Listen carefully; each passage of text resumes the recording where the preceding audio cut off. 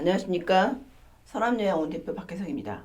오늘은 치매 예방, 과체중을 예방하자에 대한 얘기를 하겠습니다.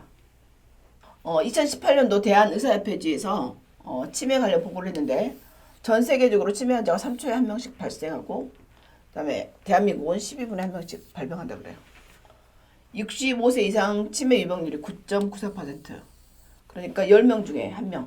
65세가 넘으면 10명 중 1명은 치매인 거죠. 85세가 되면 한 절반 정도, 그러니까 진행성 파킨슨 징후가 발생한다 그래요. 2009년도에 스웨덴의 괴텐브루크 대학교에서 하신 교수팀이 중년의 과체중이 치매 위험을 높인다는 논문을 발표했습니다. 45세에서 65세 자원자 1152명을 등록한 다음에 40년간 추적 관찰을 했어요. 그랬더니 그 중에서 312명의 치매가 발생했습니다. 결국 27.1%가 치매가 생긴다는 얘기예요. 중년인 사람 셋 중 한 명이 40년 뒤 치매가 생긴다는 얘기고, 건강 요소나 음주, 흡연을 모두 보정했을 때 중력이 과체중이 알츠하이머와 혈관성 치매 발병과 연관이 있더라. 그래서 이 체중 관리가 굉장히 중요하죠. 뉴욕의 주립 업스테이트 의과대학 프로페너 교수팀이 비만, 당뇨와 관련된 질환들이 알츠하이머병 생길 위험과 연관성이 있다고 2010년에 발표를 했습니다. 이렇게 비만과 당뇨가 서로 독립적으로 알츠하이머 위험을 높인다고 주장을 했고, 그런데 의지만 있다면 교정이 가능한 이 비만을 치료해서 비만과 관련된 대사성 질환 그리고 나아가 치매를 예방하는 게 좋겠죠. 이거는 우리가 예방할 수 있는 일이잖아요. 그러면 어디까지를 비만이라고 하고 과체중이라고 하느냐? 대한비만학회에서 발표를 했습니다. 비만은 보통 지방이 정상보다 더 많이 축적된 상태인데 체내 지방량을 측정하기 어렵죠. 그래서 지방량을 측정하기 위해서 간접적으로 이제 측정을 했는데 그 방법이 체질량 지수하고 허리둘레 측정입니다. 이제 BMI인데 바디 매스 인덱스, 보통 BMI 하거든요. 여러분 핸드폰 꺼내보세요. 그리고 계산기 꺼내보세요. BMI는 자기 몸무게를 키의 제곱으로 나눠서 했을 때요. 70kg고 키가 170이나 170 곱하기 170을 70으로 나눴을 때 이렇게 나온다. 이게 자기 BMI입니다. 그런데 이 체질량 지수하고 사망률 사이에는 관련성이 있다 그래요.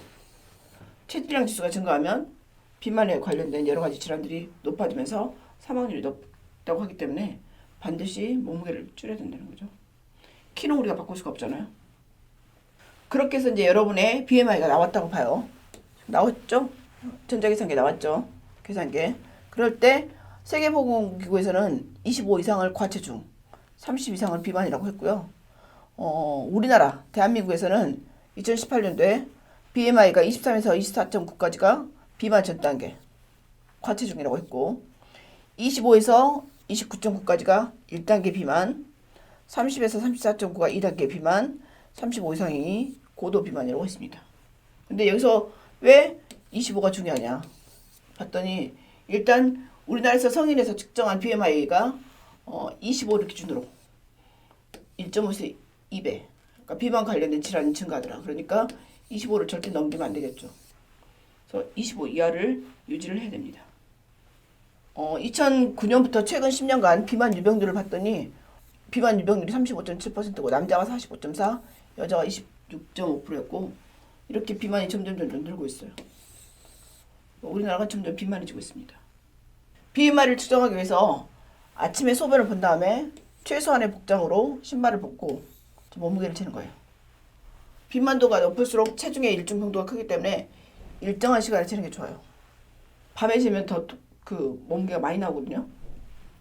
아침에 눈 뜨고 화장실 갔다 온 다음에 재는 것이 가장 몸무게 적게 나옵니다. 발은 키를 재기 위해서 이제 발꿈치를 딱 붙이고 발을 60도 간격으로 벌린 상태에서 머리하고 어깨하고 엉덩이하고 딱 벽에다 붙여요. 그리고 숨을 들이쉰 상태로 측정을 하면 좋고, 소수점 한 자리까지 측정해서 BMI를 측정합니다. 이제 BMI 제한점이 있어요. 체질량 지수는 보통 지금 체중하고 신장만으로 측정을 하잖아요. 그렇기 때문에 근육량이 반영이 되거든요. 바디빌더는 근육이 많잖아요. 그래서 이 사람들은 체지방이 많지 않아도 비만으로 나올 수 있습니다. 그러니까 바디빌더는 BMI가 맞지 않고 흡연을 하거나 근육량이 부족한 경우, 이런 노인, 임산부, 수유부, 척추 측만증 환자들은 또 관계가 별로 맞지 않아요. 그러니까 체질량 지수가 낮은 경우는 충분히 반영하지 못하고 체질량 지수가 25 이상이다. 특히 30 이상인 경우는 본인이 잘 반영이 됩니다. 그래서 약간 참고하십시오. 나는 체질량 지수를 못 재겠다. 그러면 이제 허리둘레를 잴 수 있거든요. 남자하고 여자가 있으면 이 갈비뼈 제일 아래쪽하고 골반뼈 이 중간에 가장 볼록 들어가는데 여기서 허리둘레를 잽니다. 남자들은 허리랑 엉덩이가 없으니까 갈비뼈와 골반뼈, 약간 골반뼈에서 약간 위쪽, 그나마 이렇게 조금 들어간 데 있어요. 가장 들어간 데 있죠. 여기서 허리둘레 잽니다. 허리둘레를 봐서 남자는 90cm 이상, 여자는 85cm 이상일 경우는 복부 비만으로 측정하고요.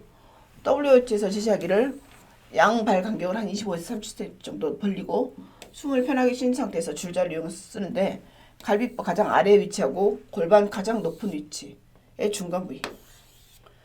줄자는 압력 주지 않을 정도 이렇게 놓고 느슨하게 보통 0.1cm까지 재고요. 심한 비만인 경우, 특히 출산 후나 폐경 후 여성에서 피하 지방이 과도해서 이렇게 축 처진 사람이 있거든요. 그런 사람은 이렇게 위로 올려서 서 있는 자세에서 피하 지방을 들어 올려서 측정을 합니다. 그러면 이제 만약에 비만으로 나왔거나 뭐 비만 전 단계로 나왔어요. 그러면 어떻게 해야 될 거냐? 생활 습관을 바꿔야 되는데 그 중에 가장 중요하게 생각하는 게 식사, 다이어트를 말을 합니다. 이제 이때 쓰는 다이어트가 마인드 다이어트라고 하는데 MIND잖아요. 메디테리언, 지중해, 대시 인터벤션, 대시라고 하는 혈압이 있을 때 쓰는 다이어트법이거든요. 그리고 뉴로 디제너레이티브, 신경 손상을 딜레이 시키는 다이어트. 그러니까 치매를 예방하기 위해서 그 지중해식과 대시 식사를 같이 혼합한 것을 마인드 다이어트라고 합니다. 그래서 이 마인드 다이어트는 2015년에 미국의 러시 대학교 연구팀에서 지중해식 식습관하고 대시 다이어트를 해서 마인드 다이어트를 적용했더니 알츠하이머 가능성을 낮추더라. 그래서 굉장히 유명해진 다이어트입니다. 여러분이 앞으로 이제 마인드 다이어트를 하셔야 되고, 이 지중해식 식습관은 태평양을 싸고 있는 지중해 사람들이 먹는 식습관인데 그 사람들이 올리브를 주로 먹는 사람들이거든요. 그런 사람들이 오래 살더라. 그래서 이제 그 식습관을 연구를 했어요. 그랬더니 이 사람들이 기름진 음식을 먹는데도 심혈관 질환 발병률이 낮은 것으로 알려졌어요. 그래서 지중해식 식습관을 이제 따라서 하고 있고, 대시는 뭐에 약자냐면 다이어터리, D, A, 어프로치, 스탑, 하이퍼텐전, 고혈압을 스탑시키는 식사에 접근. 그래서 대시라고 하거든요. 이제 미국에서 고혈압 있는 환자들을 어떻게 할까 해서 그 고혈압 환자들한테 무슨 식사를 시켜야겠다. 그래서 고혈압을 예방하기 위해 식단도 개발이 됐어요. 미국 국립보건원에서 이걸 인정을 했습니다. 대시 다이어트는 미국인들 중에 이제 고혈압을 관리하거나 예방하기 위해서 개발이 됐는데 이 미국 사람들한테 고혈압 걸린 사람들한테 제한된 식단이에요. 근데 한국 사람들이 하기엔 좀 어려움이 있어요. 왜냐면 미국 음식이니까. 건강에 해로운 지방, 그다음 붉은 육류, 설탕을 제한하자. 그리고 소금, 나트륨 섭취를 제한하자. 이것이 공통적인 특징입니다. 그러니까 해로운 지방, 붉은 고기가 이제 쇠고기죠. 그다음 설탕, 소금, 이걸 줄인 겁니다. 그런데 왜 치매 예방에 이렇게 식이요법이 제한됐을까? 2017년 이탈리아, 그 지중해 중에 가장 대표적인 게 이탈리아죠. 이탈리아 연구진들이 알츠하이머 학회지에 보고한 연구에 따르면 지난 10년간 식이 패턴하고 치매 연관성이 관계있더라 조사되고 있고, 지중해식 식단하고 마인드 식이요법과 같은 다이어트가 알츠하이머 감소시키더라. 그리고 오메가3 같은 단일 불포화 지방산과 푸파 같은 다중 불포화 지방산도 관련이 있더라. 그래서 지중해 식단에서 가장 중요한 거는 오메가3가 풍부한 해산물을 일주일에 한 두세 번 권장하는 것입니다. 마인드 다이어트의 메인은 녹색 잎 중심의 채소를 먹거나 견과류, 베리류, 콩, 전곡 홀그레인, 전곡 생선, 가금류, 닭가슴살 이런 거죠. 올리브 오일, 와인 같은 뇌 건강에 좋은 10가지를 먹는 건데, 뇌 건강에 좋은 것이 슈퍼푸드라고 그러죠. 그래서 패스트푸드나 튀긴 음식 먹지 말자 이렇게 돼 있고, 모든 과일의 섭취를 권장하는 지중해식 식단이나 대시 다이어트의 차이점은 뇌 건강에 이롭다고 하는 그 블루베리나 딸기 같은 베리류에 무게를 두고 있고, 연구진은 마인드 다이어트를 어느 정도 지켜만 줘도 알츠하이머 위험이 35%는 감소한다고 보고하고 있습니다. 견과류, 연어, 브로콜리, 다크초콜릿, 아보카도, 달걀 같은 뇌 건강에 좋은 슈퍼푸드가 주목받고 있고, 호두에는 오메가3 지방산이 풍부하게 들어있어서 노화를 늦춰주고 기억력을 높이는 작용을 하고, 연어에는 알츠하이머를 예방하는 성분으로 알려진 DHA가 풍부하게 들어있습니다. 지금 이게 치매 예방과 관련된 마인드 다이어트의 이해입니다. 이게 베리류죠.